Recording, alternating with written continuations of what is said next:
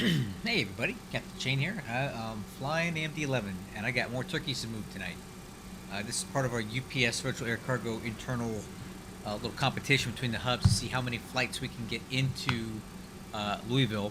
So I'm flying the only remaining MD-11 left in Hamilton. I jump seated back here from Louisville. I'm gonna fly back down, then I have to fly back, or we're not having any more planes to fly. So yeah, let's just get started with this. Oh, how about some background music? There you go.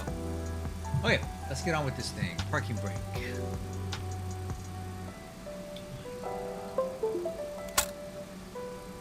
Parking brake. Release.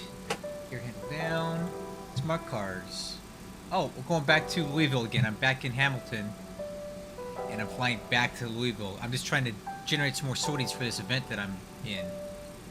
APU fire test.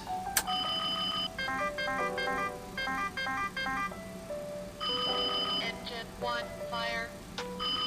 Engine 2, fire. Engine 3, fire. Overspeed. Overspeed. Overspeed. Overspeed. Overspeed. Overspeed. Hey, IRS. Hydraulic pressure test. Let's get that going on there. Emergency power. Emergency lights.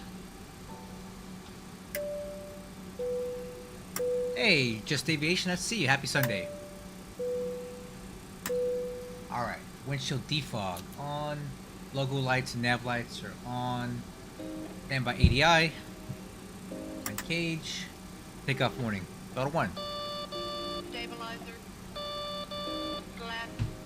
Throttles 2 and 3. Stabilizer. Glass. EIS panel. Traffic data. Traffic data. VR12. 12. Plan. Wixer. Terrain. There we go. Weight and balance. Alright, let's see what we got tonight. I think we're a little bit lighter than normal. Oh, there's a deal?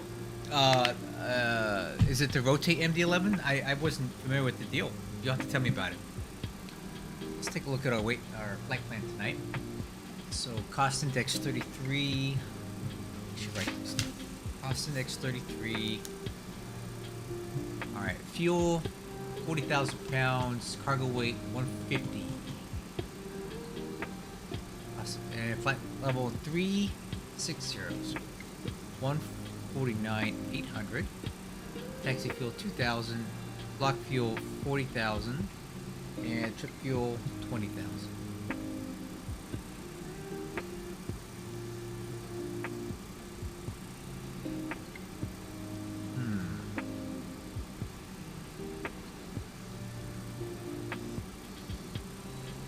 I'm gonna add 2,000 pounds to that.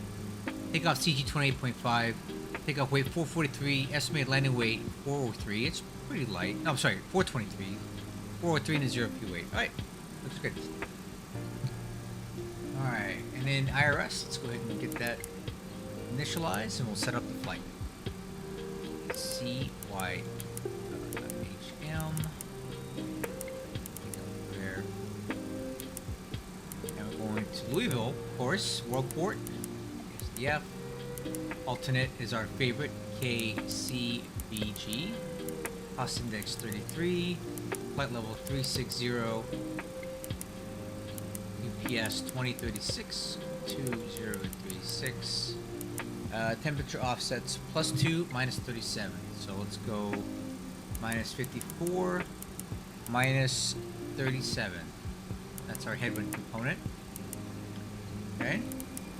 Feels good. Perfect. Alright, flight plan. So we're going to be we're going to do the Monroe 9 on runway 30. Insert that. And then from there we're going to go to Gucci.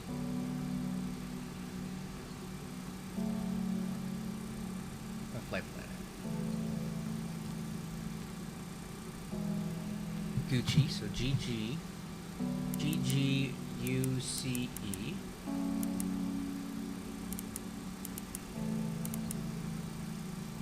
All right, what else we got? Gucci, UCATs. Oh, this is pretty basic. UCATs. And then we should be on ramp 5 tonight, so we're gonna be taking the D-Lamp 8 UCATs transition with the ILS 17 right at Aspires. Oh yeah, that's it. And then we'll connect those dots right there. Perfect. Easy flight plan tonight. Not much to that. Okay. Alright, so see, takeoff weight 443. Let's go flex 50. That'll do it. Slope and wind. 0 degree slope with a -4 knot headwind. Outside air temperature is 6 Celsius. Flaps. Let's go flaps 10 today. Flaps 10 will work. 135, 151, 160. Okay. FMC is set. This is so much easier to set up than an MD 757. Golly. Fuel quantity. Should have 42 on board. Let's confirm that. Alright, so those tanks look good. Fuel quantity, 42,000 pounds. 42,000 pounds. FMC is set and checked. Take off selector. Let's go flaps 10. Flaps 10. FCP airspeed. Okay, 239, so we use 250. The runway heading is going to be 297.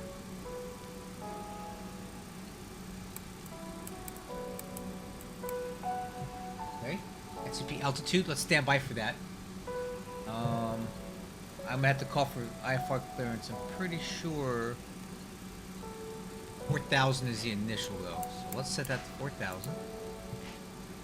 Altimeters. The wind is 2705. 29097.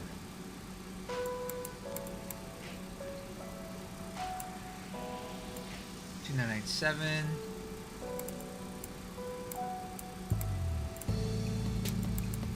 $297.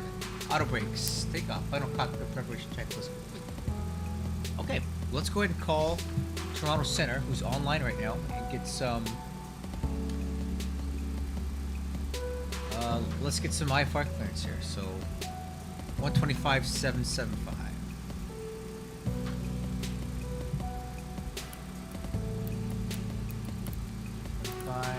775.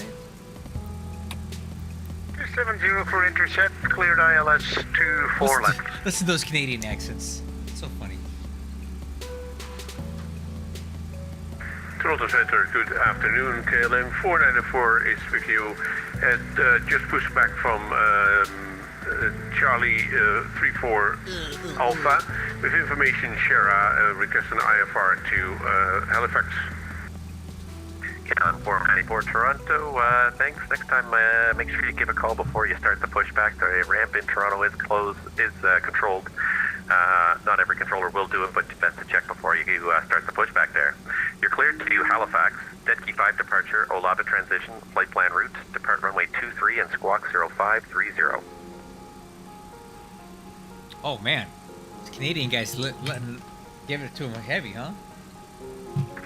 Yeah, thank you for the information. I will do that next time. I was busy with all kinds of other stuff instead of looking at the radio.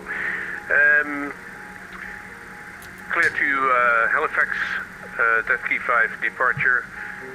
Flight route Squawk 0530, KLM 494. Yeah, 494. Thanks. Readback's correct. Information's here. Call ready for taxi. Roger. Delta 136, airborne, climbing 9,700 feet. And Delta 1336 identified, climb flight level 230, and just for your reference, all the states in Toronto require you to fly a heading of 245 after you depart runway 23. Man, this guy's just educating everybody today, huh? Climb flight level 230 and heading 245.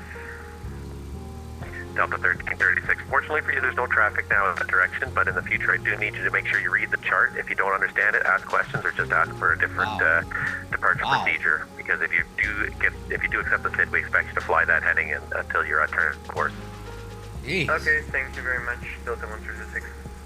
Bridge 1841, the Toronto winds 3:30 clear to land, runway can talk 24 now. left.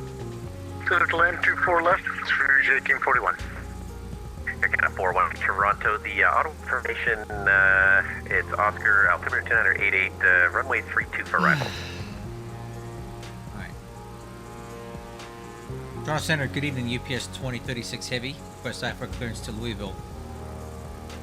And I'm sorry, Air Canada 418, I'm sorry, I looked at the wrong tag when I was saying that. That was meant for Air Canada 150. Air Canada 150, it's information Oscar in Ottawa, runway 32. Runway 32 for landing at Ottawa, 101.50. Alright, UPS 2036, you're on the ground in Hamilton. Let's see. Hamilton winds, I had them here, 270 at 5, you're on runway 30. Affirm. UPS 2036, you clear to Louisville via the Monroe 2 departure, flight plan route, depart runway 30, and a squawk of 0541. Okay, UPS 2036 Heavy is cleared to Louisville via the Monroe 2 and planned flight path, runway 30, squawk 0541. UPS 2036, thanks. The reback is correct. I don't have an ATIS up in Hamilton. The current wind 2705, altimeter 29907. I'm actually closing down now, so you can switch to the CTAP for the departure. Have yourself a good rest of the day. Okay, order CTAP, UPS 2036 Heavy, so on. Air Canada 443.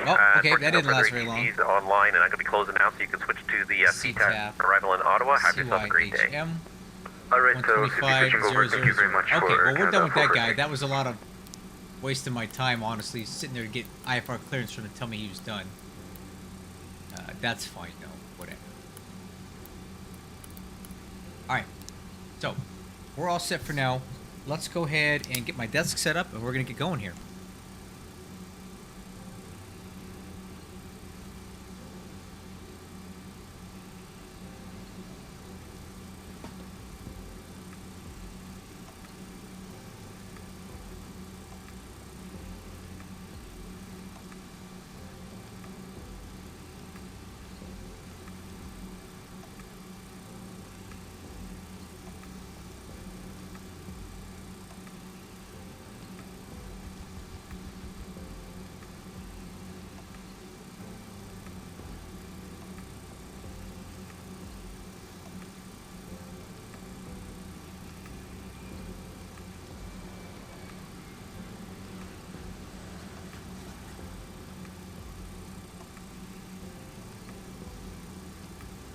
Alright, let's press on with this checklist and get ready to go here. Since that guy decided to jump ship on me, that's fine. Okay, APU power is on. External power is off. Parking brake is set. Full chocks and ground power unit. Gonna pull those. Beacon light is on. APU bleed is on. Ignition A and push start. Let's get that. Ground to cockpit. Please show me where you want to go. Oh yeah, that's where I want to go, girl. Ground to cockpit. Tow is driving up. Very well. Okay, we're all set. Let's go ahead and let's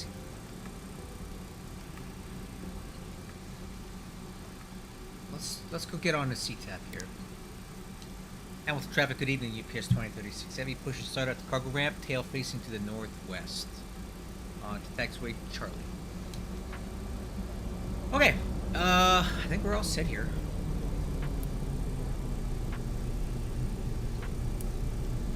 Just waiting on a push.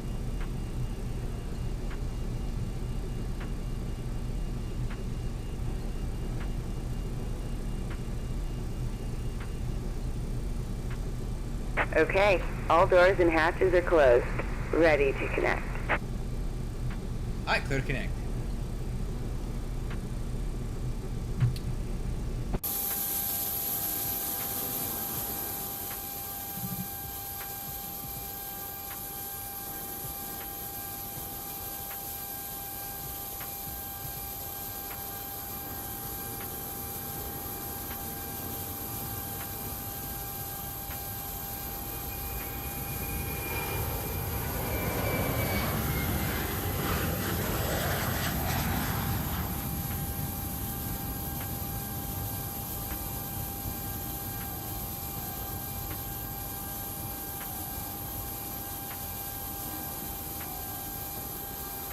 Tow connected and bypass pin inserted. Release parking brake.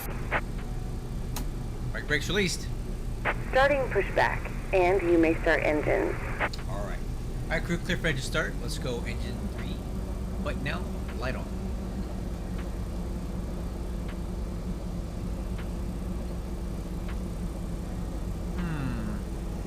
Starter air pressure low. Oh, well, that would explain a lot. Maybe if I hit the right dang button next time. Okay, button out, light on. Waiting on air pressure here. Am I in isolation on still? Oh.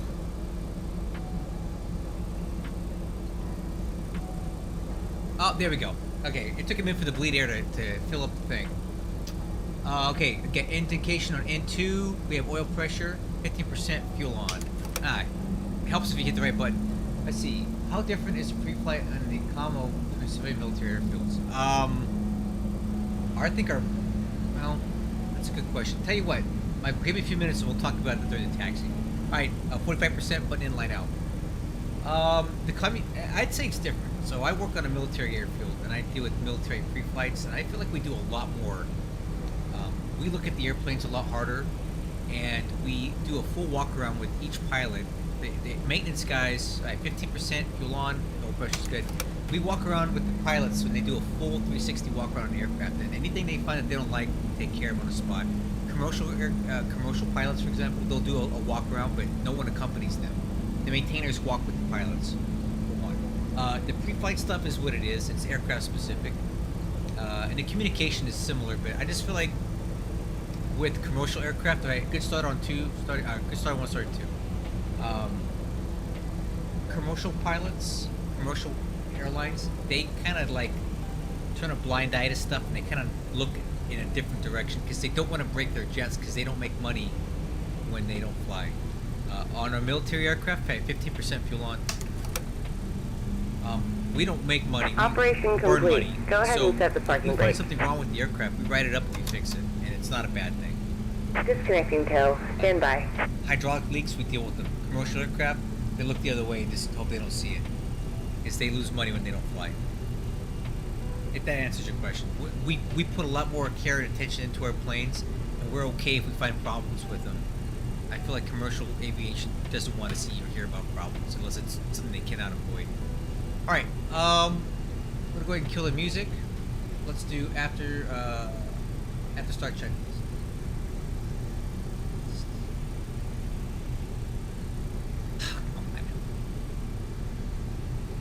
Next.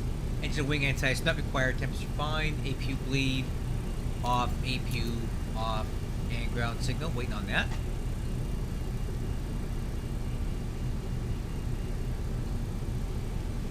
Tow is disconnected and bypass pin has been removed. Hand signal on the right. We'll see you next time, and have a safe flight. Alright, see you on the right. Alright, waiting on the ground signal. In the meantime, we'll work on the stab trim. What is that, 5.0 or 5.8? It's 5.0. Perfect. 5.0 to stab trim. Flaps 10 is set, and the spoiler handle is armed. Ground signal. Good to go. Okay, taxi checklist. Flaps and slats 15. Spoiler handles armed. Stab trim set 5 degrees. Aircraft nose up. Takeoff data confirmed. I got 135, 151, 163, 135, 151, 163, and it'll be 173 on a climb out. Takeoff departure brief. It'll be the Monroe 2 departure as previously discussed. I'll bring it up again. After takeoff, we're going to climb heading 297 to 1300. Then a left-hand climbing turn heading 260 to 4,000 feet. Expect radar vectors to assign route after that point, but since we have no ATC here, we're not going to get those, so we'll just do our own thing. Okay, one last check of the weather. It is 2705, 15 statute miles visibility, scattered clouds at 3,700, no factor, altimeter 2997. Alright, radar. Set up, transponder, on, nose light, on, status page, config, and taxi clearance. Alright, let's take a quick look at our taxi. Yeah, they don't want to burn money or waste money. If their planes don't fly, dude, they don't make money. So they really don't look as hard as we look. I'm not saying they're negligent, But they're not out there looking for problems. We're out there looking for problems on our jets when they're not flying. They don't. Okay, taxi checklist here, or taxi chart. We're going to take Alpha to Charlie. Then we're going to get on to runway 6. And then we're going to back taxi down 30 and do a left-hand turn there. Hamilton traffic, UPS 2036 heavy, taxi to runway 30, grab Alpha Charlie, back taxi runway 6, back taxi runway 30, Hamilton. Alright, let's do this. Parking brake released. Cars coming up. Okay, we're rolling. We'll check the rudder and the nose wheel steering at the same time. Rudder right, nose wheel steering right, checked. It's 2 green. Rudder left, 2 green, nose wheel steering checks. Brakes, checked. Alright, nose wheel steering and brakes are checked. Flight controls. Ailerons left, 3 green. Ailerons right, 3 green. Elevator up, 2 green. Elevator down, 2 green. Flight controls checked, free and clear.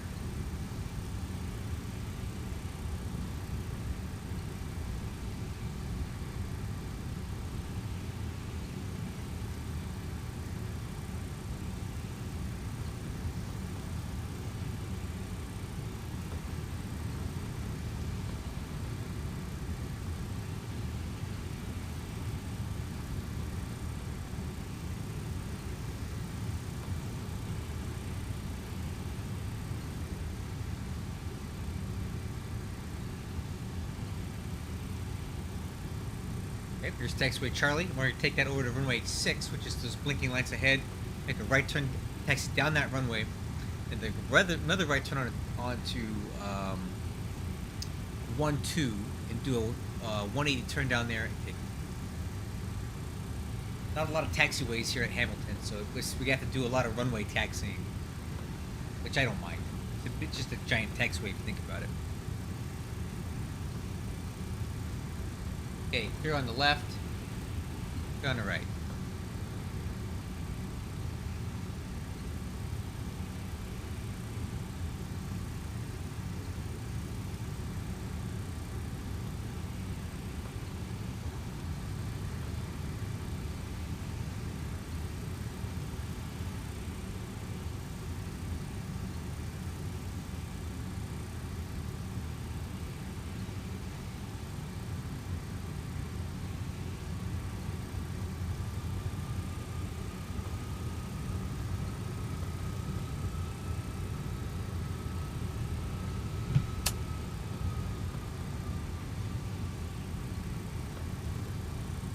Okay, and this is runway 1230 coming up here. Quick check on TCAS, looks good. Clear on the left, clear on the right.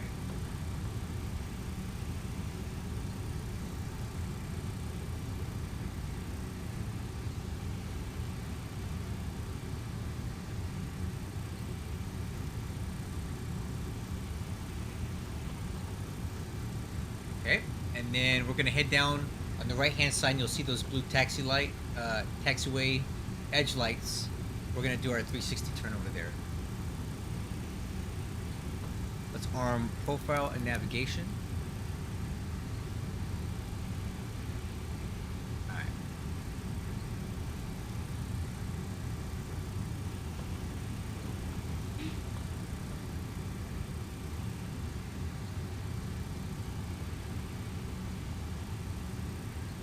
Okay, I'm gonna give a little bit of power to number 3 engine and we're gonna start this.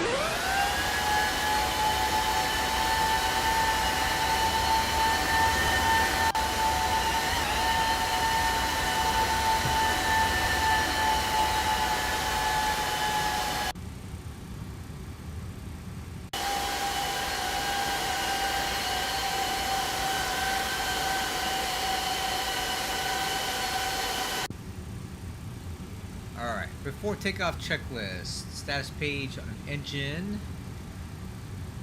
Alright, let's stop here. 297, the runway heading. The EAD is checked. Exterior lights.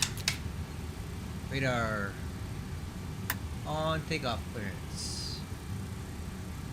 Hamilton traffic UPS 2036 heavy departing runway 30, Monroe 2 departure. Hamilton. Alright, let's go. Car's coming up, stabilized.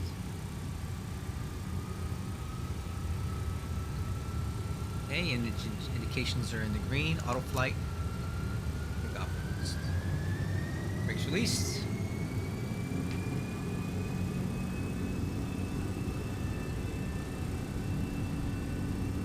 A little bit of crosswind from the left, but not enough to even put it in correction.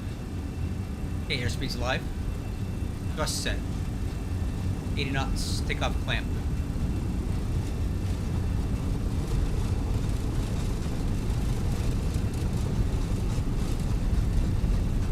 V1.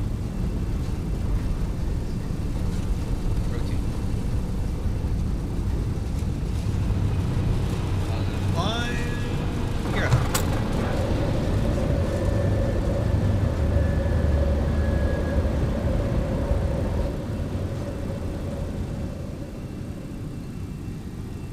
A 1,300 coming left.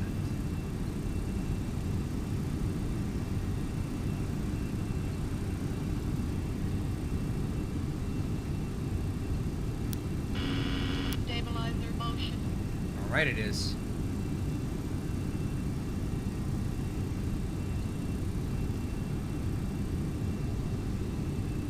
Acres climb thrust.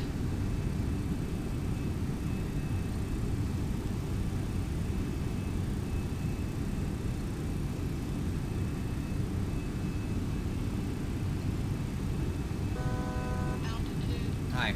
I think we're good. Let's go ahead and keep that climb.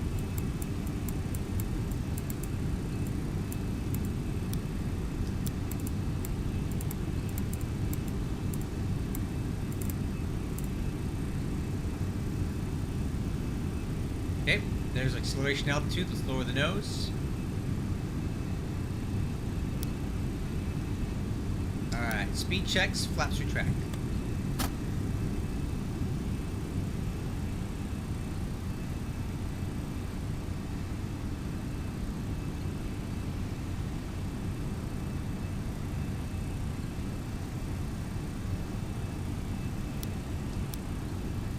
Alright, coming up on slap retract speed.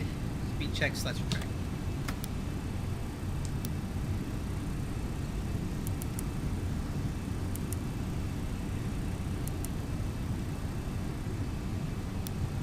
Oh, a little slow there.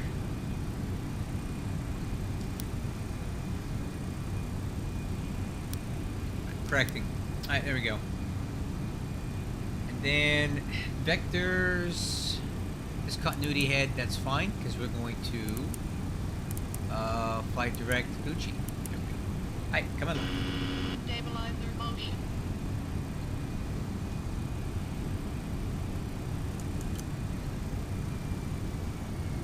Oh.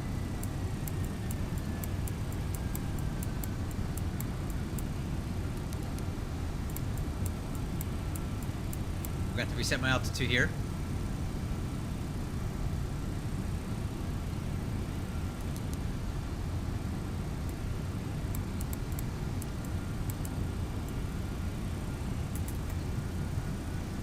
Pilot's not behaving today.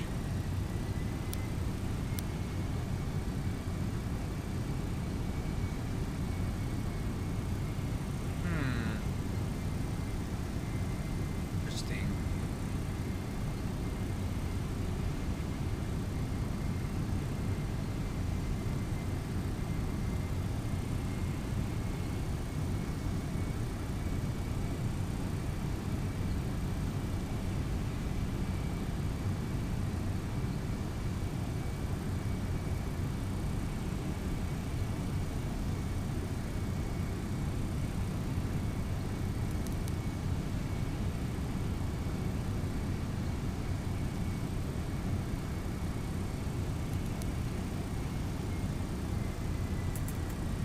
What's going on with this thing today?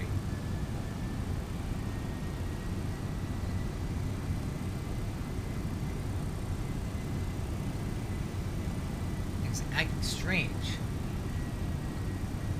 Why Why is it not wanting to climb? I'm not in the right flight mode here. 215 thrust. Why does it want to do 215 thrust? Huh. That's not what I wanted to do. 15 thrust. That does not make any sense.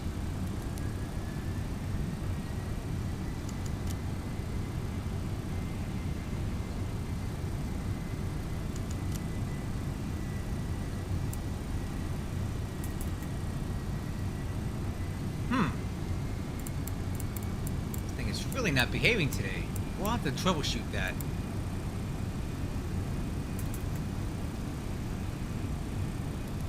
Alright, FMS speed. See, I don't want 215 pitch. That's not what I want. Why would it want to do 215 pitch? No, no, no, no, no. I want 250 pitch. What is going on with this thing? This is odd.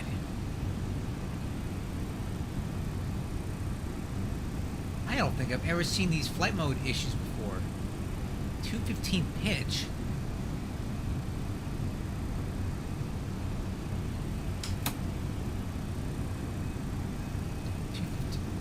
Check altitudes.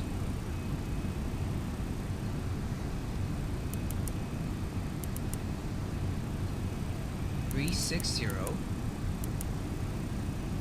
How did that get zeroed out like that? Oh, that's why. Watch. If I go FMS speed, there's our pitch. There we go. Alright, we got it. So what happened was the cruise altitude got zeroed out somehow, so the autopilot didn't know what it was supposed to be doing. So it's like, I don't know what you want, so I'm just gonna just fly this. Yeah, it looks like it's been hacked, dude. It's acting like it. For whatever reason, my cruise altitude got zeroed out. So once I figured that out, we got our flight modes back, right? So we got 322 pitch, cruise thrust to flight level 360. So nav, everything's armed. All right, after take off, check this. Landing gear's up, lights out. Spoiler handle is disarmed. Auto brakes off. Flaps and slats are up. Flap takeoff selector. Put that to flaps 15 for the approach. EAD is checked, no alerts. And the exterior lights are set. Altimeters to the line. Oh, that was weird. That's a beautiful evening sky, right?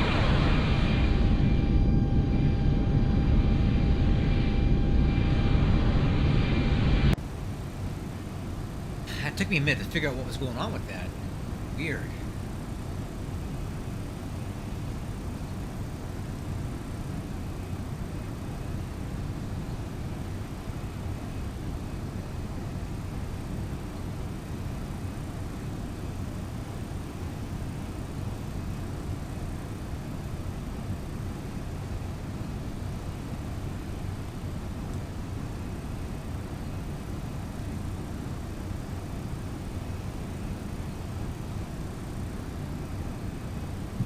Okay, well, I'm glad we got that resolved.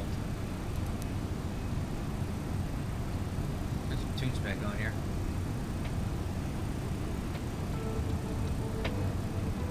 Alright, we're climbing now.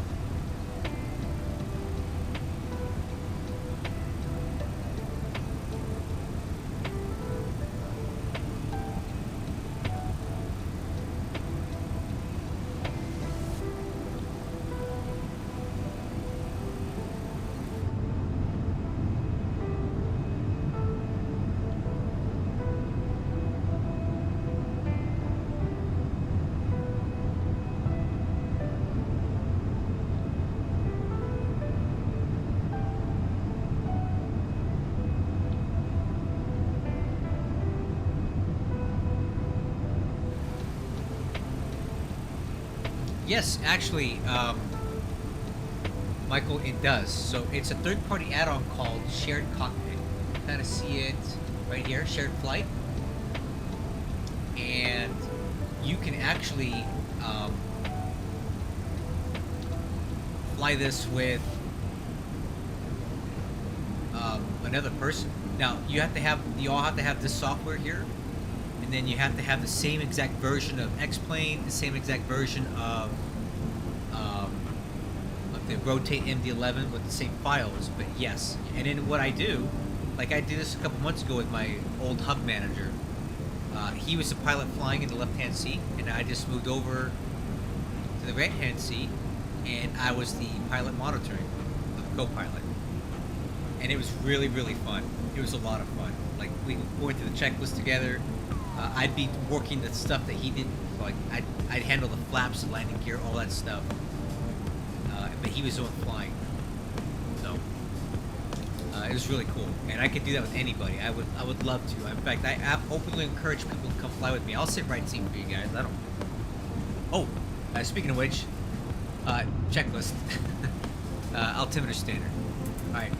Have to take off checklist complete. Let's get standby. So it is absolutely possible to fly online with 2 pilots.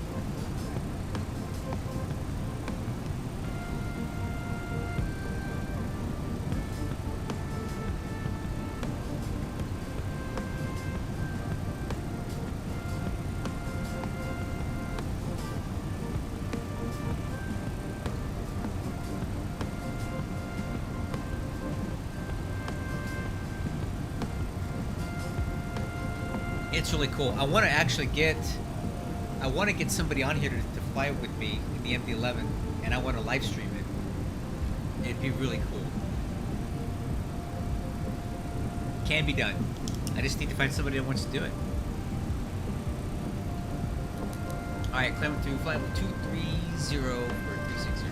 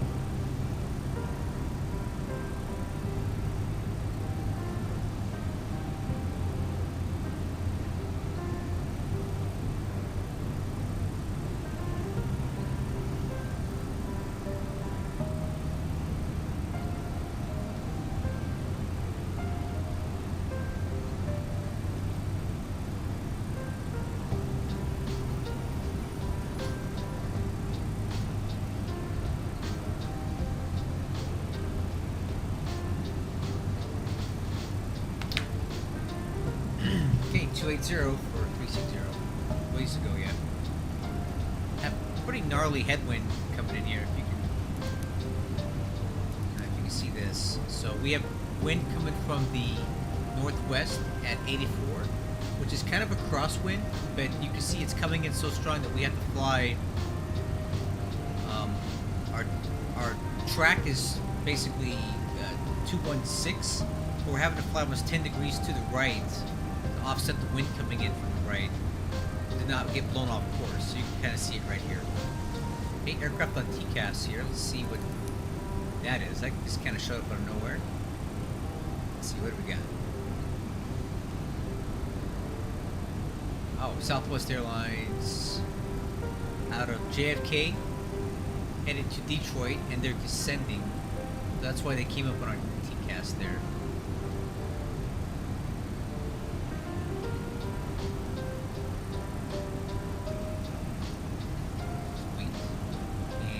Looks like no ATC in Louisville, but you never know, they can show up at the last minute. And if not, that's fine too, because that means we'll just get in there a lot much easier. I'm not gonna argue with anybody.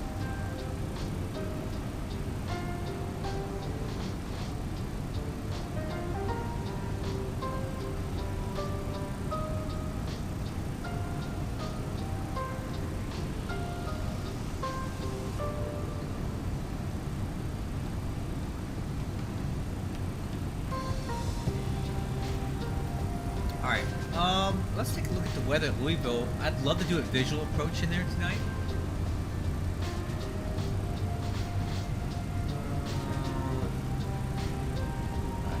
Louisville. Information Lima. Wind, oh, beautiful. 160 at 8. So wind right down the runway. 10 statute miles visibility. Few clouds of 15,000 feet. Altimeter 2994. ILS approach 17 right. 17 left is closed. Nice. That makes it very easy for us. So we will be landing on 17 right, which is the longer runway. So we'll do flaps 35 landing. Landing on parking in ramp 5 as always. So I think we can make Bravo 3 turn off. That should be pretty doable. Go down to Charlie. Take Charlie 1 to Grand 5. Very easy. Now we'll shoot for Bravo 3. That's doable. Cool. And I'll probably be disconnecting the autopilot quite a bit early. Because, you know, why not?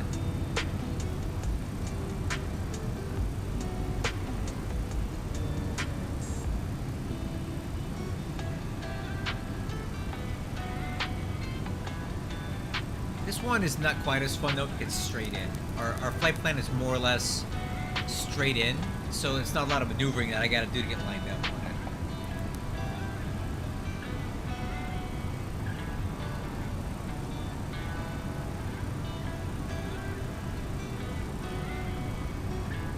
Okay. About to hit 1,000 to go.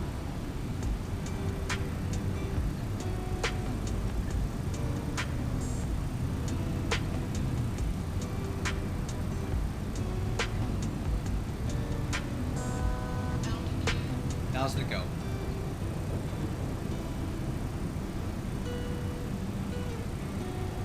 So here's the standings right now for this little event that we got going on.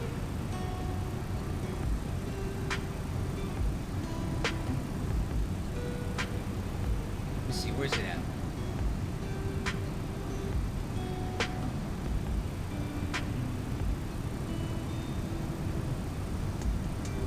Yeah, so my hub is still in here.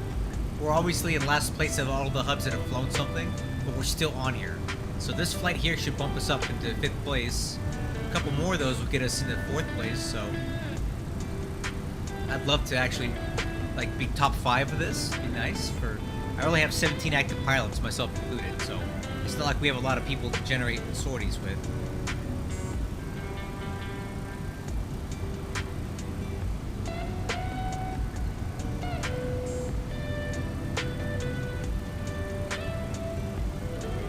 Top of descent, 186 nautical miles. Let's see, 22, 27. About 26 minutes to go until we descend.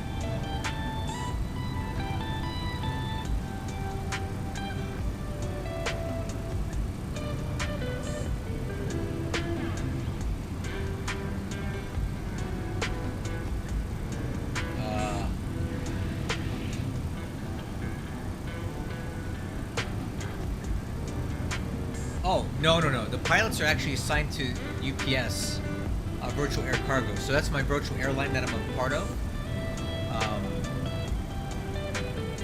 I have 17 pilots assigned to the Hamilton hub, and I'm the hub manager for that.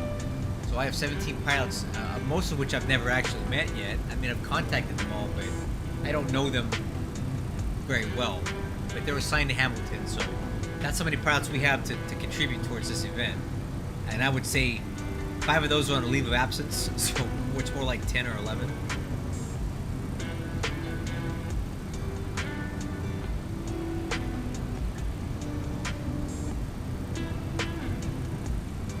So this plane, November 292 Uniform Papa, the one that I'm flying right now, I actually seem to recall having flown this thing a while ago, and it ended up at my hub here a few days ago. I don't remember how, or I don't know who flew it in.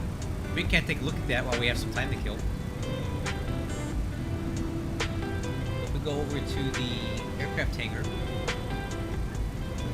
and take a look at all the MD-11s in the fleet. We'll sort it by tail number, and 292 is right here.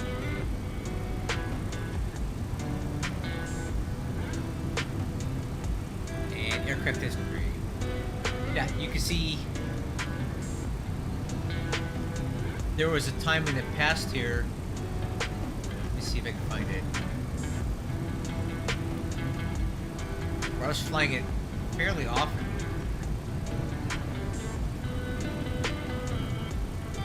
No, maybe I was. It looked familiar. So I flew from Atlanta to Louisville, Louisville to JFK, JFK to Louisville, and then some other people were flying it. I flew it again from Miami to Louisville, and Louisville to Detroit, Detroit back to Louisville, Louisville back to ATL, ATL Louisville. And now this is where it gets a little interesting here. It was flown from Louisville to KSAT, which I think is Texas, and then it somehow ended up at Montreal, and I flew from Montreal back to Hamilton, but I don't know how it got there. Like, there's a break in continuity here where there was how this aircraft ended up in Montreal when it last flew in a SAT. I don't quite get it. That's an interesting one. Oh, I don't know. Find it now, though.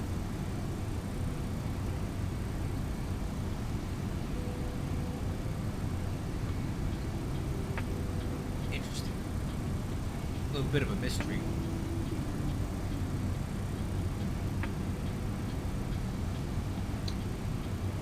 Oh, no, I don't know. So most of these flight sim guys, that's all they do.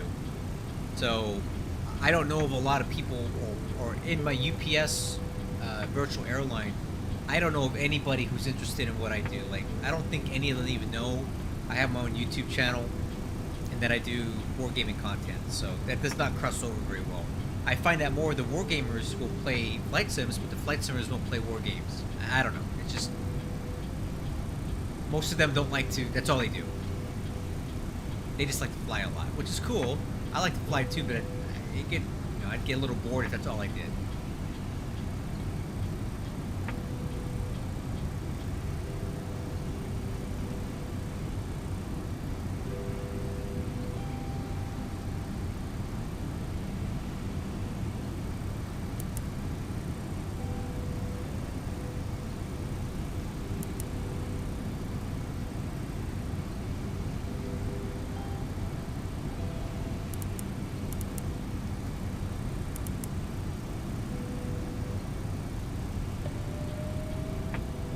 And there was a time many years ago where all I did was fly. But I didn't have a YouTube channel back then. I didn't make videos, so, nobody would know.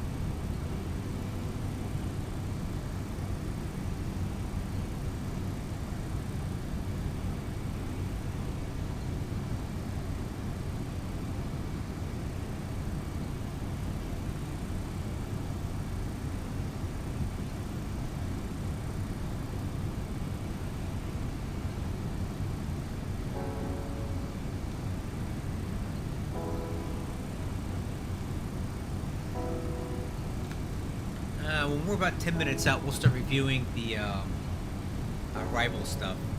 So 2326, it's 2308. So about 8 minutes, we'll go over our descent and arrival stuff into Louisville.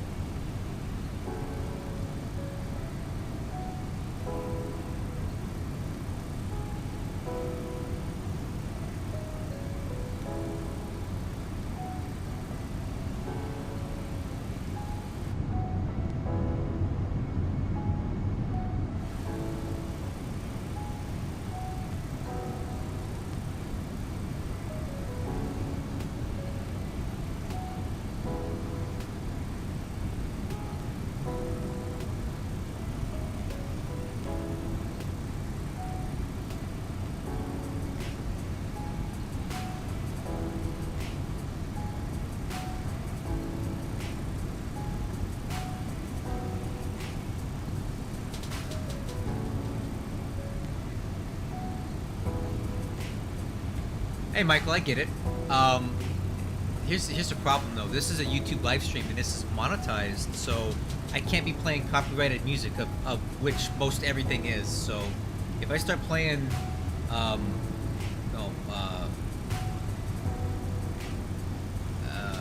Elton John music, they're gonna demonetize my stuff.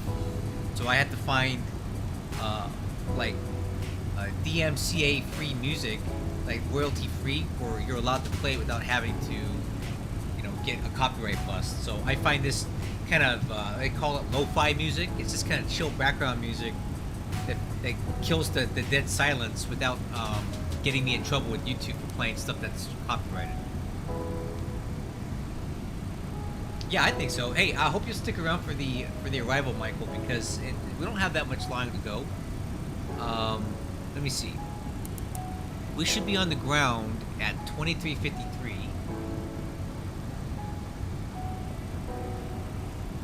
Which is, 40 minutes. We'll be done and parked in about 40 minutes, so you don't want to miss all that good stuff. That's the best part, is the arrival.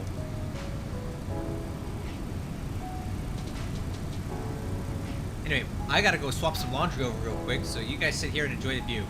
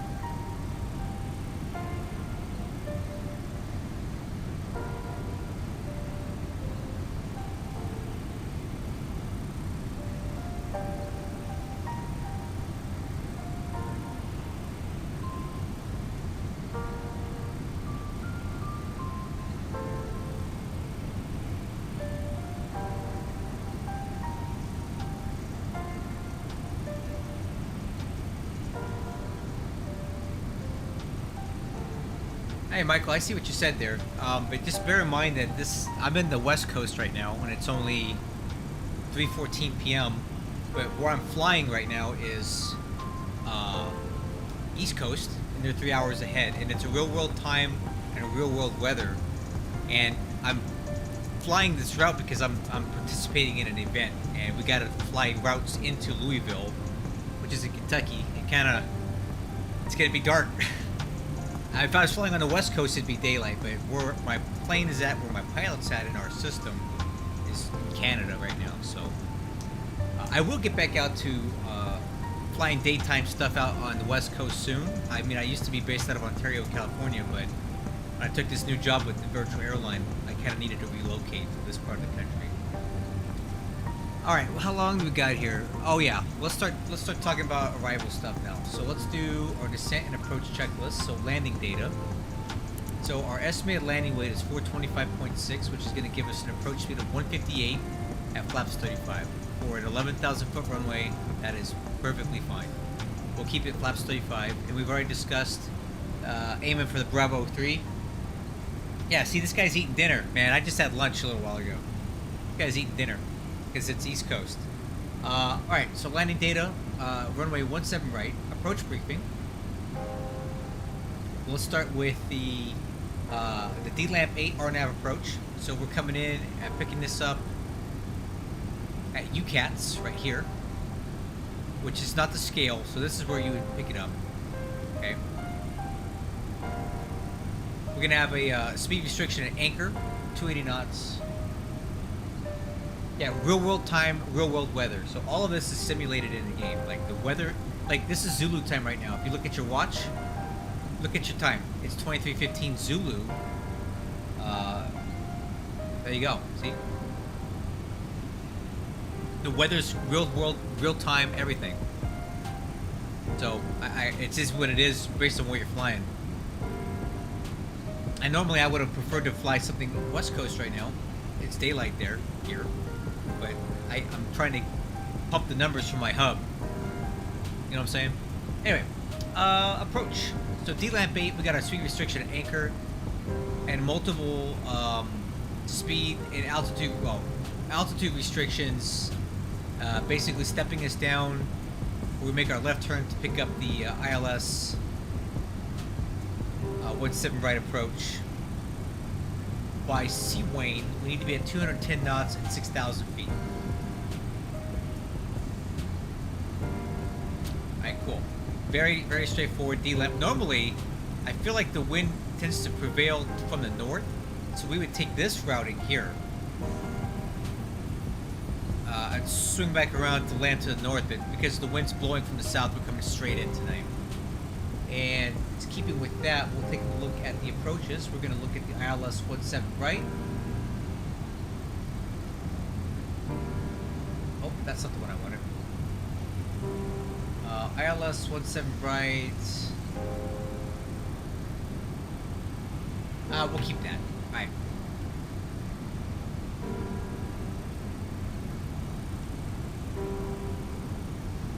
At Spires, that's actually the one we're going to do. There we go. Alright, ILS 17 right approach, let's review that.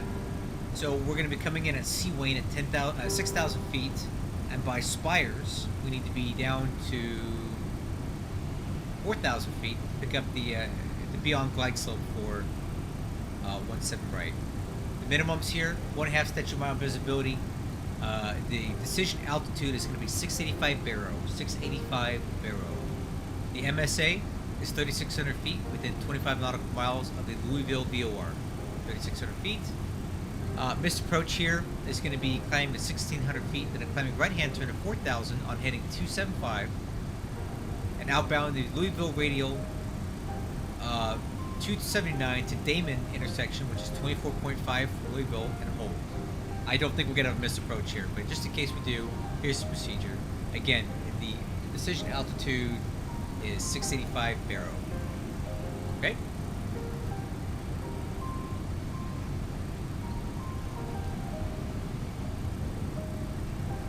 Yes, all of that stuff is depicted. So if there's volcanic ash, we would have a cloud layer and stuff up in the sky showing that, right? And then we'd have NOTAMs and weather advisories when we file our flight plan to vector around that.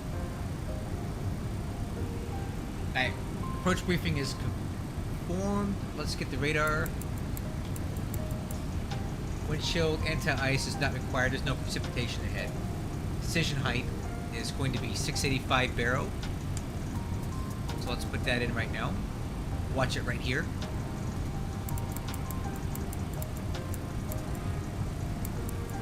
.685 baro set. MSA 3,600 feet. Seatbelt sign is on. Okay.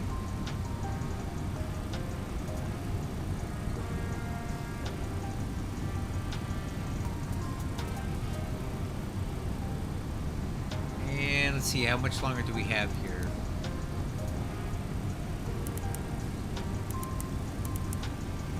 45 nautical miles on top of the sand. So 6 minutes. Oh! What is this? Oh. Man, I don't care about no auto ATC. I don't want this. I want the real thing.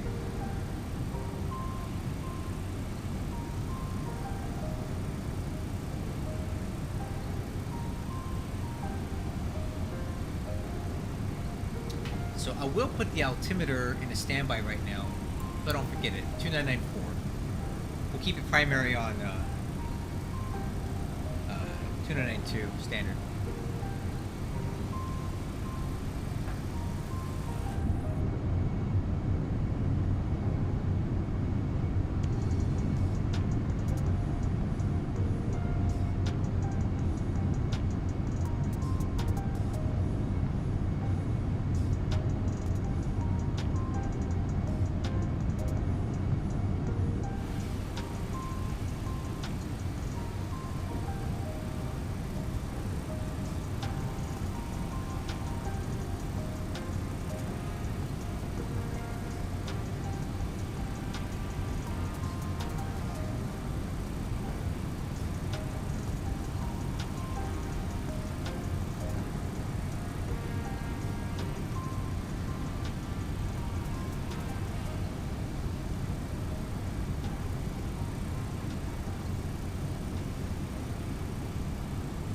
We can do a little housekeeping right now.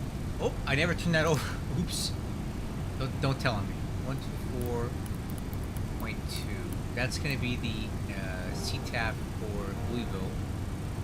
At least I think it is. 124.2. Yep.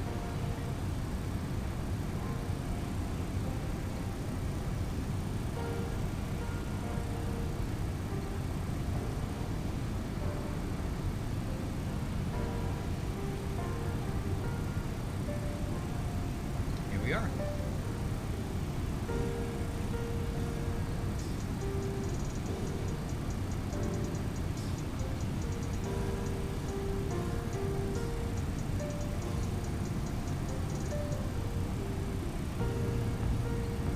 Alright, so top of descent's coming up here very shortly, so let's go ahead and reset the altitude. I'll put it down to 10,000 feet. I like to kind of level off at 10,000 feet to make sure we bleed off that speed before we go below it. There we go. I want to make sure we get it slowed down below 250 knots. Right?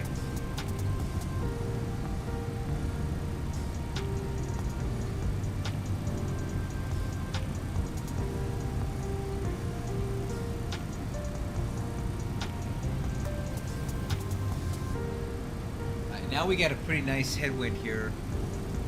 Oh, no, I take that back. So I have 14 knots here. Okay. Don't have much of a headwind anymore.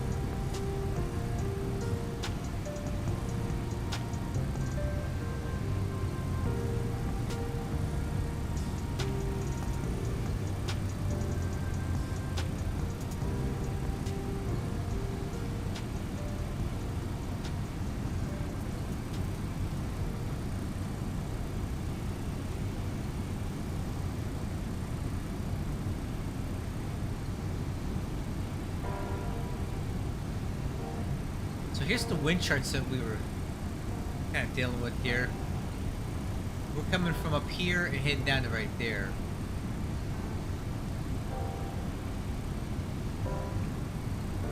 Cool. Alright, top of descent, about 10 nautical miles or so. We start down here short.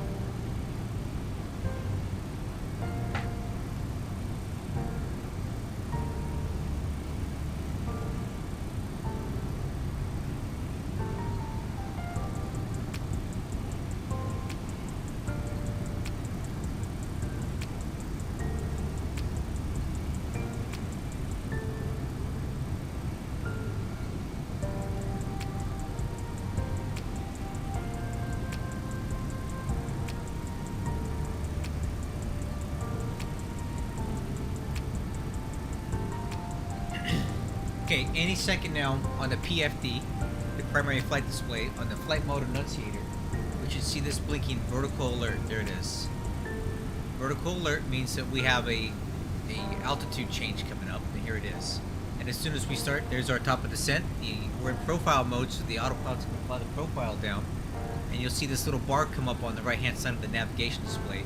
This is our vertical profile. This is where we're supposed to be. If this is up here, that means we're low. If it's down there, that means we're high. Right now, we're more or less right on it. We can monitor that on the performance page here. This is our vertical path error. So this will tell you how many feet high or low you are, and if you're long or short on it. Right now, we're dead on. We want the little magenta diamond to be right here in the middle of this.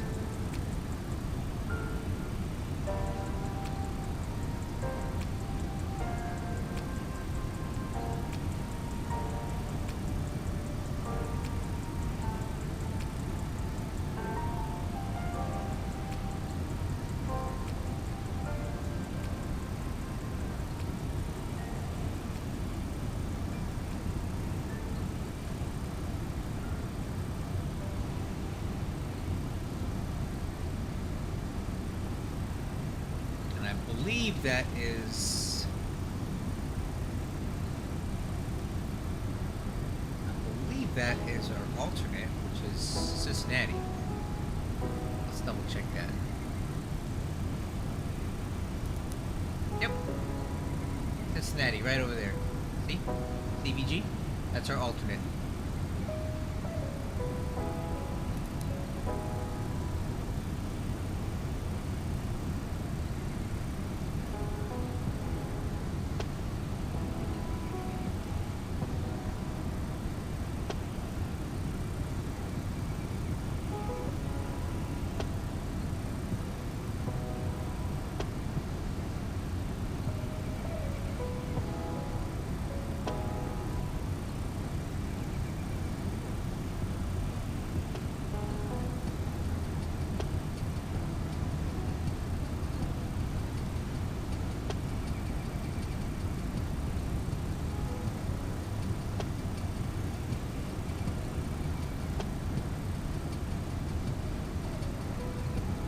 Pigeon, are you sure about that? I was watching some live streams and it looked absolutely horrendous. It just looked like a copy and paste of 2020. But you own it and I don't, so if you think it's better, then that's great. What I saw looked horrendous, so.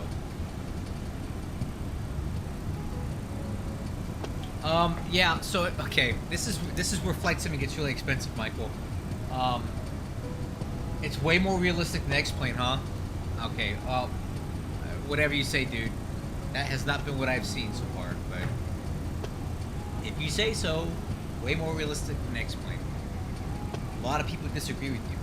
Michael, how this works is that the game comes with some default aircraft that that the company provides, but they're not that detailed.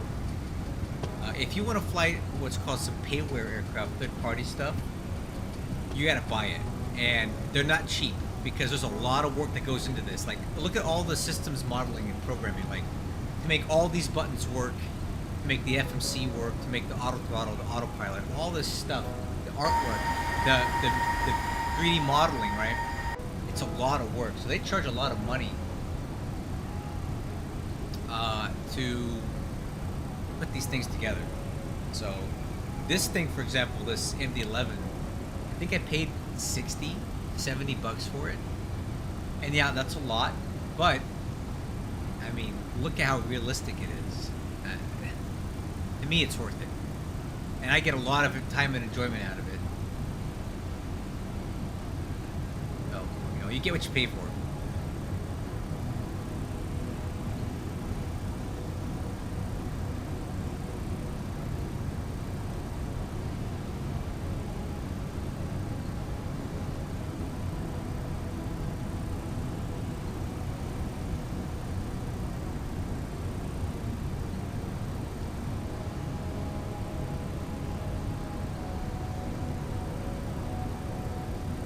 Hey, Pigeon, that's cool about the circuit breakers and all, but that doesn't. This has nothing to do with like physics, right? Like, I don't really want or need. Let me show you this. Let me show you something here. Look at all the circuit breakers this thing has. I don't need these all simulated or modeled. I don't really care. There's circuit breakers here, here, and up here, and I don't really need them to work. So that's fine if somebody wants to do that, but I don't need that. That's not physics, that's just coding. Okay, coming left.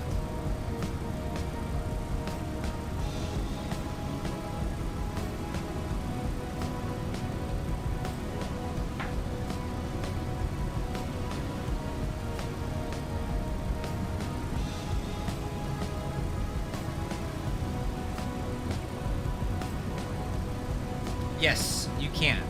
So there's failures here that you can set up, and they can be automatic or manual. And I can fail stuff here, and then it will cause issues with the aircraft that we have to resolve. There's checklists we have to follow and all that stuff. So you can do that. The other different failures you can have.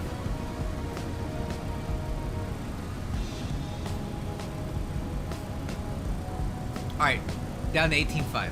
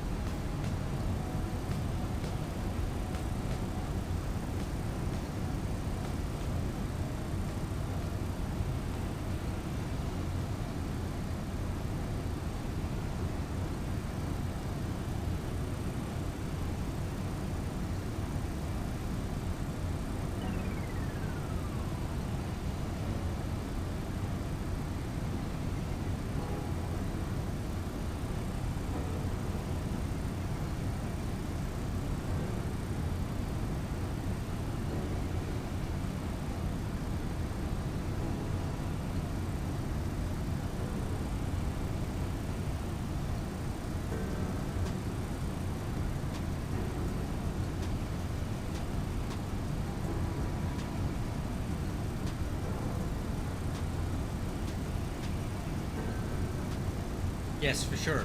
But when you start getting into complex failures, it's very difficult to handle a single pilot. I think they're frozen. Yeah, I don't have any live cargo back there. I mean, I guess we could go check, but I don't really want to go back there. Yeah, I'm good. We'll stay up here.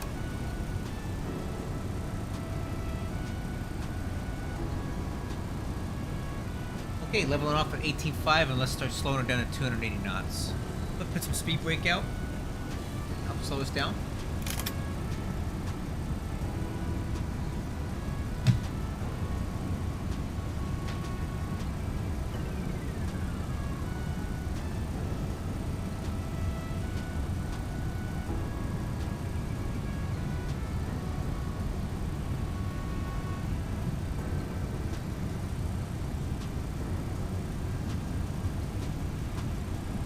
Alright, speed brake, retract.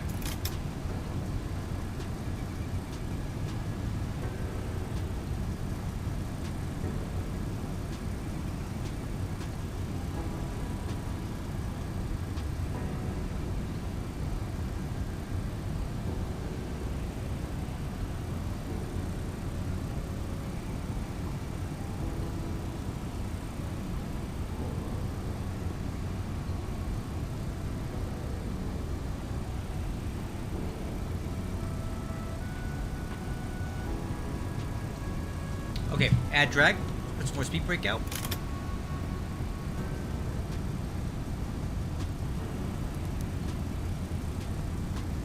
So the FMC will tell you sometimes if you need to add some drag.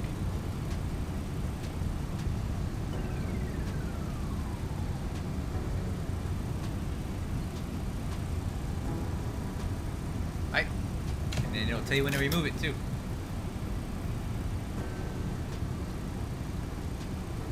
Alright, altimeter is 2904.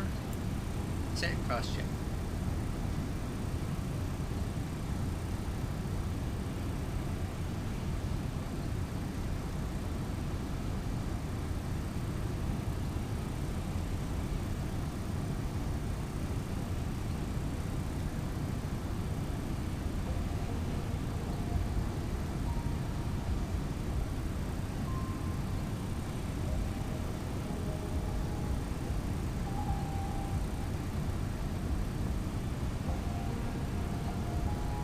Okay, coming right.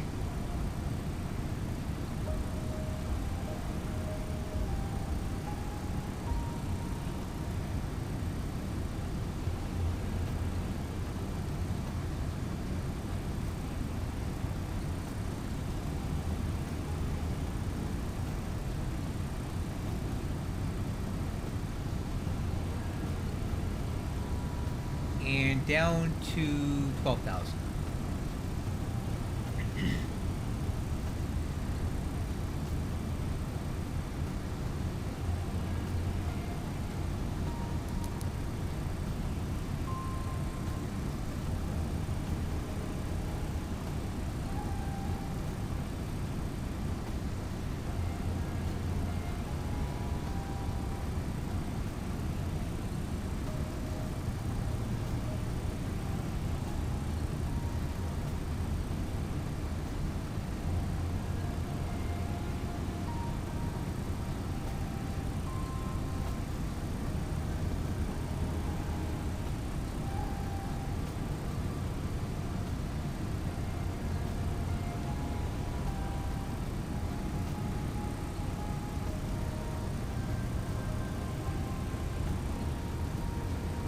Right.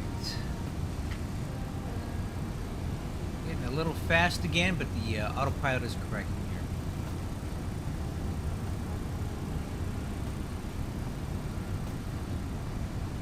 here. Okay, profile done 10. Put speed brake back in.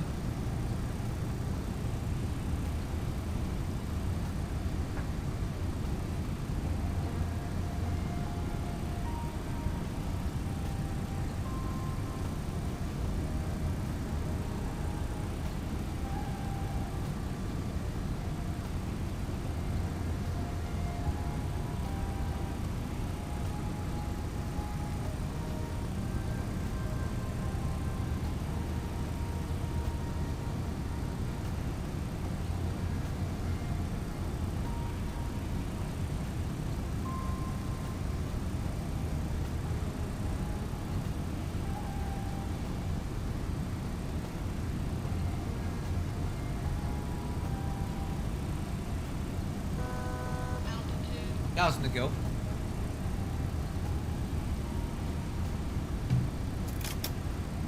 Alright, let's do exterior lights. Lighting light, taxi light, runway turn on. Okay, post checklist complete.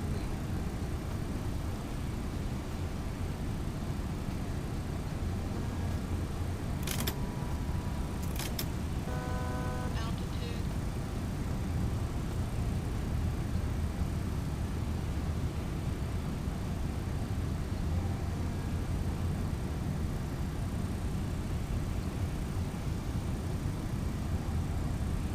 Okay, airspeed's coming down. Alright, down to 8.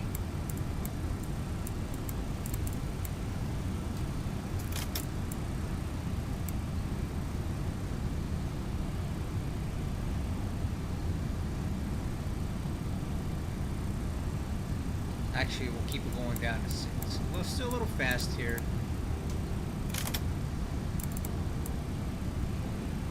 I got full speed brakes out now.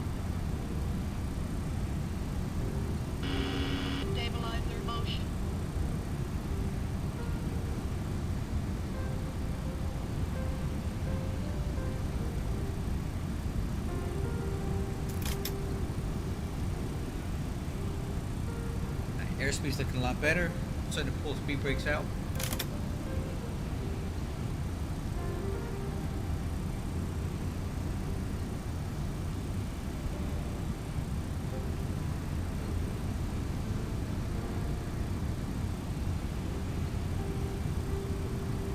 They're dead. They're frozen. No gobbling in the back. Alright, switching over to Louisville CTAP there.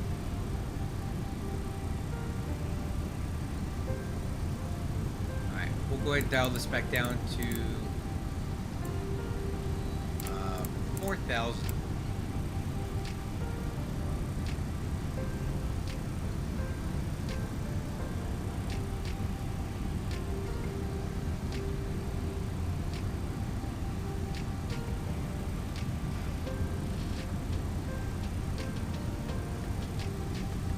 You know what we're gonna do? We're gonna fly this visual. We're gonna cut the corner on this.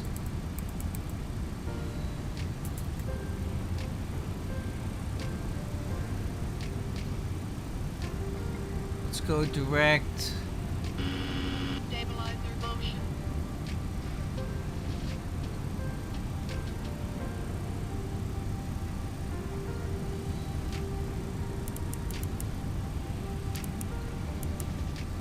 There we go. Alright, let's keep it going down to 3.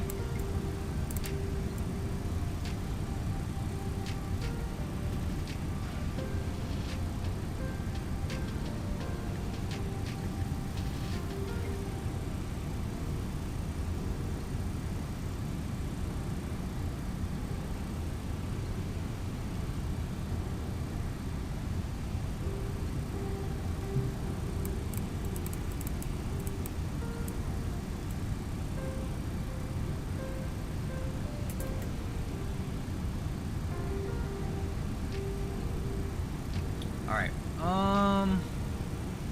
we need to get down a little bit faster here. Let's go vertical speed, 1500, and let's go flaps 15.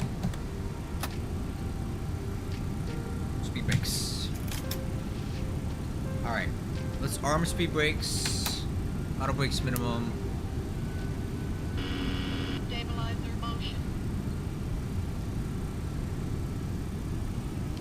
Louisville traffic, good evening, UPS 2036 heavy on a visual 17 right approach. Hi. You know what? I think I can take it from here. Autopilot.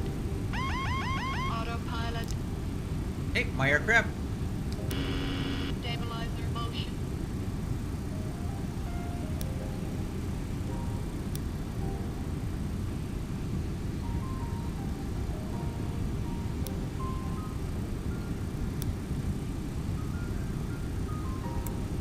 Alright, we'll set the miss approach altitude and the most approach heading. 70.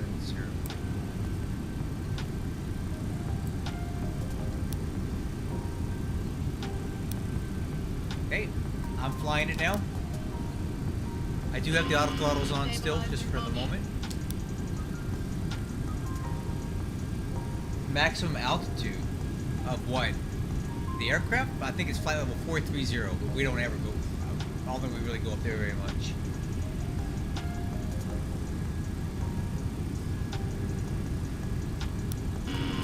Stabilizer motion.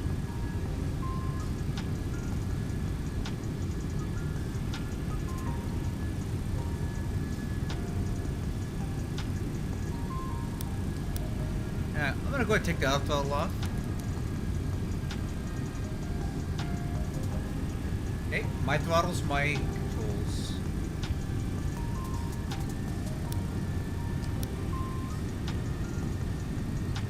Alright, music off. Let's focus now.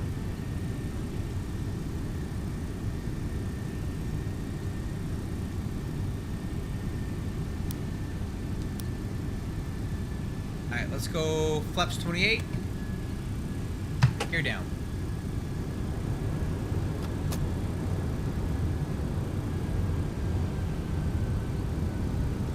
Okay, final approach speed is going to be 158.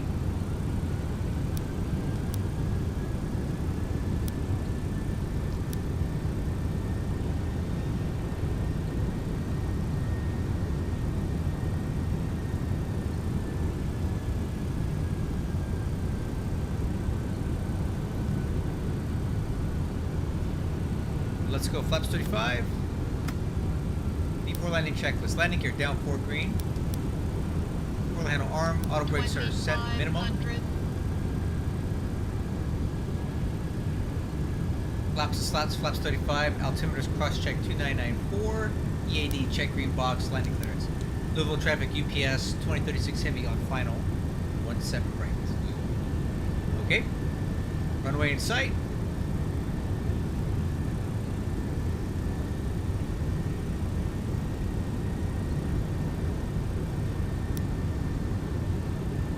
Getting her slowed down to the final approach speed, 158.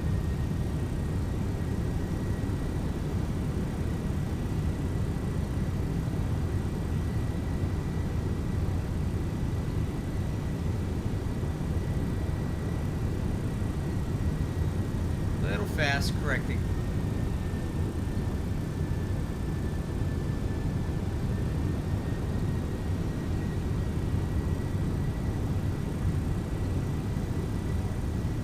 Okay, on speed. Stabilizer motion.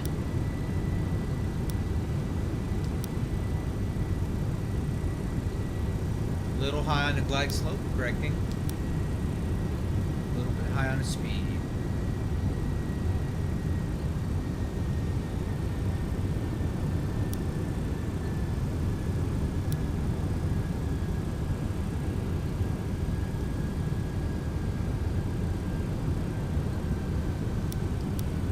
One engine, yeah, it'll fly to the scene of the crash on one engine. 1000. It won't fly well. It can, but it will not be able to climb.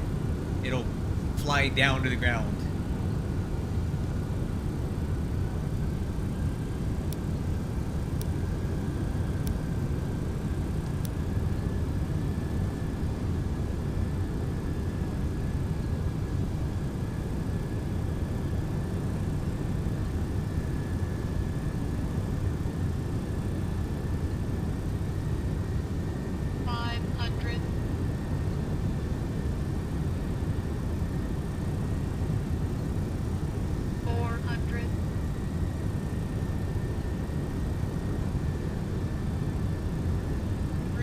Approaching minimum.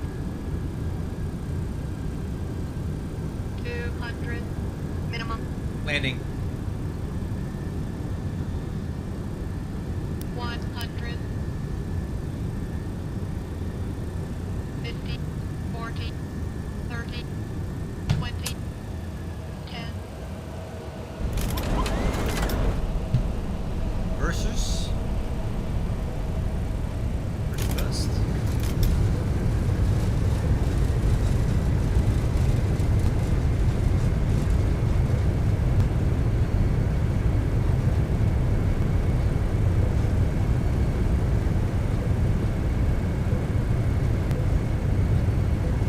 Braking. Ah, we missed Bravo 3. Let's take this next one over here.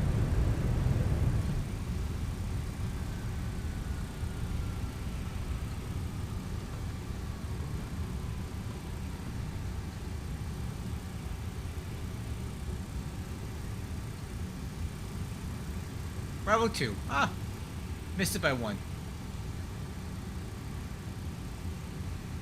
Louisville traffic UPS 2036 heavy clear, runway 17 right, taxi to ramp 5 via Charlie. Alright. That was alright. Probably about 250. I'm gonna say it was about 250, which is a little firm, but not horrible.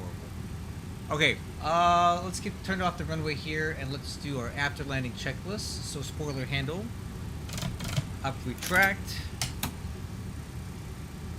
Flaps and slats, flaps up, auto brake off. Let's see, radar switch off, landing light off, nose light on, runway turn off, high intensity, wing and APU engine anti-ice is off, APU started and is stamp trim, we'll work on that now. So this is Bravo 4. One more.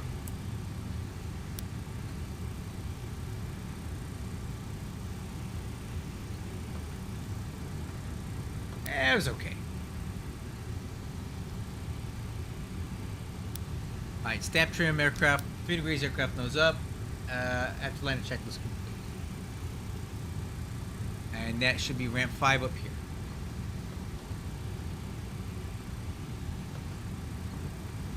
Thanks, Michael. Here, let's see. Hold on, let me make this turn and then we'll check the landing rate. Make this turn. On the brakes, and then nose wheel steering tiller to the right. I don't know. I go in cargo weight. I got 149.8 thousand pounds of cargo aboard. However many turkeys that is. Couldn't tell you. Alright, landing rate. Let's see what we got here. Oh! 124 feet per minute? Okay. Maybe it was better than I thought.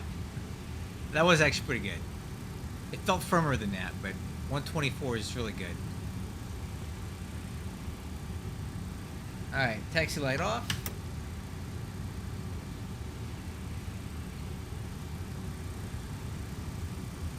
That's our parking spot right there.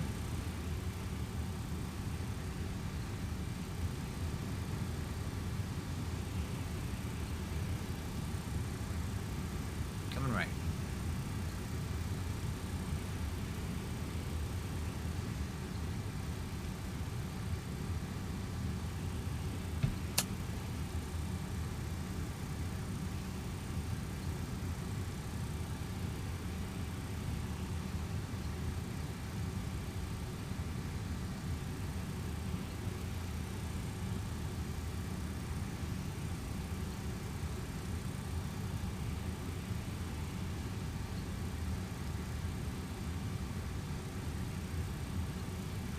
Okay. Parking brake set. Parking checklist. Transponder off. Kill switch is off. 3, 1, 2. Wing and engine anti-ice is off. Windshield anti-ice off. Windshield defog off. Emergency power switch off. IRS is off. Those lights off. Beacon light off. Little chucks.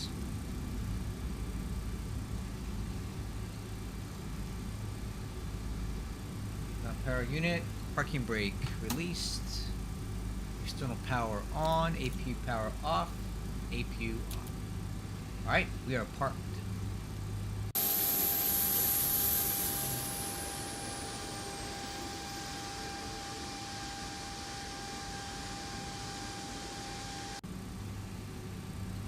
Oh.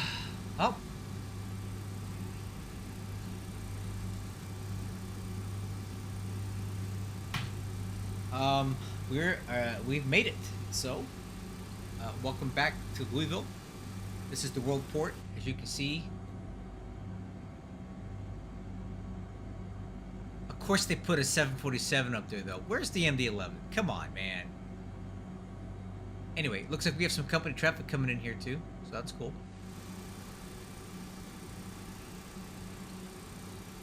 I want to thank all you guys for joining me for this brief flight from Hamilton down to Louisville. I'm gonna have to take this plane back up to Hamilton later tonight. I probably won't stream that though, because it's not the most engaging thing ever.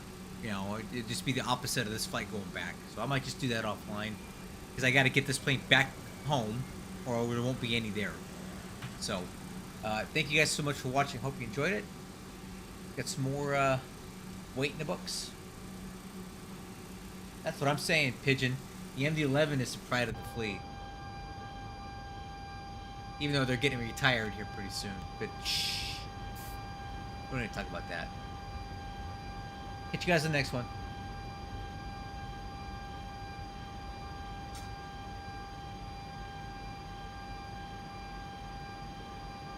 Oh, yeah, there's always a return cargo.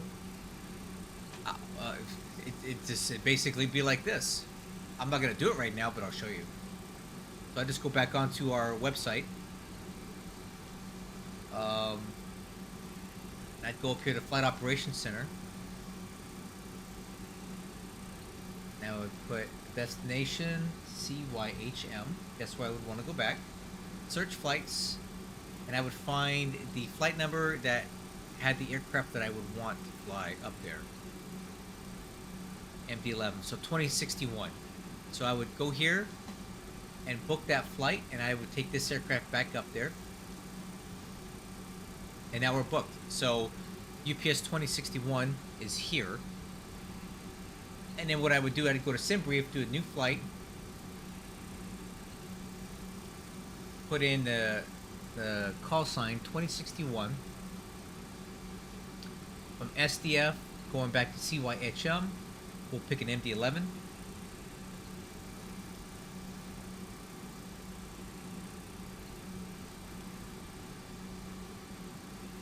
And we would generate that flight. And we get our dispatch from here. So this is our return flight to Hamilton. And I would probably just go direct from here to there, because this little thing off to the side doesn't really make sense. So we'd probably just cut these two waypoints out and go direct from this to that, going to Hamilton. And for that flight, looks like our payload's going to be pretty heavy, 188.1. Block fuel's 45. With a much higher cost index, 132 would get us cruising close to Mach 0.845. So I could actually use that for my flight planning going back later tonight. That's how that works.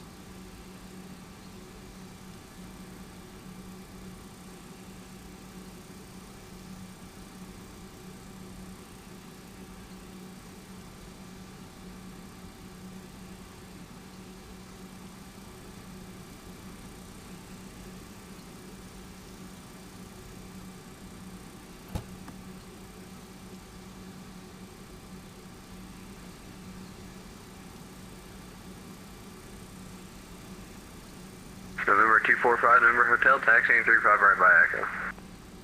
That's some traffic there in here at Louisville.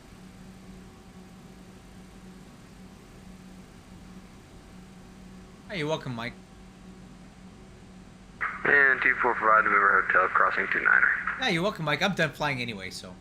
There's the cargo compartment of the MD-11, in case you guys were wondering what it looked like back here.